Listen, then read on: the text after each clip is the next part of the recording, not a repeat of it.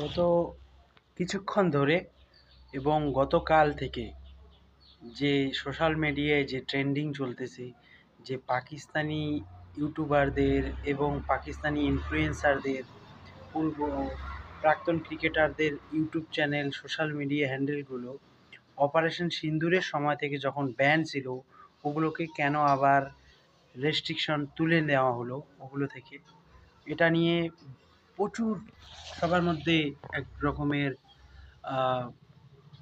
Concern, এক ধরনের ডিসমে সরকারের প্রতি দেখা যাচ্ছিল।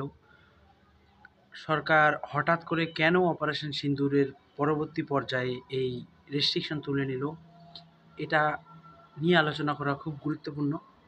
আমি পার্সোনালি এই ডিসিশনটাকে সাপোর্ট করিনি, কারণ আমরা একদিকে যখন অপারেশন সিন্দুরের পরবর্তী সময়ে অল পার্টি ডেলিগেশন পৃথিবীর বিভিন্ন দেশে পাঠিয়েছি, তারা পৃথিবীর বিভিন্ন দেশে গিয়ে মানুষদের বোঝাচ্ছে, আমাদের পার্টনার্স কান্ট্রিদের বোঝাচ্ছে যে পাকিস্তান এর আর্মি থেকে শুরু করে সাধারণ মানুষ থেকে শুরু করে কিভাবে টেরোরিজমকে জাস্টিফাই করে, কিভাবে টেরোরিজমকে তারা আশ্রয় প্রশ্রয় দেয়।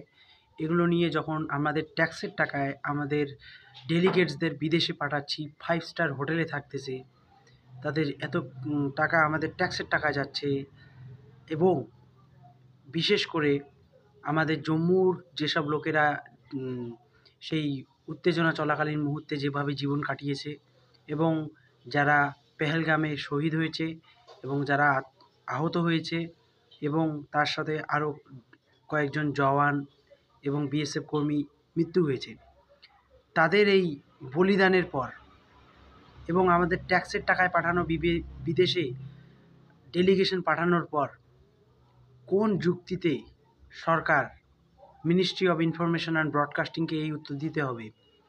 পাকিস্তানের ইউটিউবারদের, সোশ্যাল মিডিয়া হ্যান্ডেলারদের উপর রেস্ট্রিকশন হাঁটিয়ে দেওয়া হলো। এটাতে মানুষের ফ্রাস্ট্রেশন বাড়বে।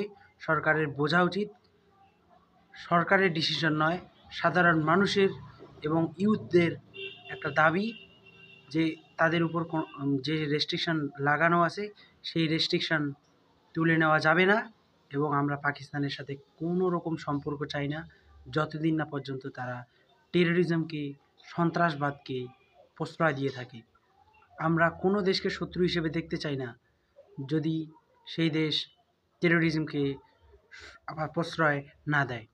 অবশ্যই তো এই জিনিসটা মোদি সরকারকে ভালোভাবে বোঝা দরকার, নইলে সময় খুব খারাপ আসবে।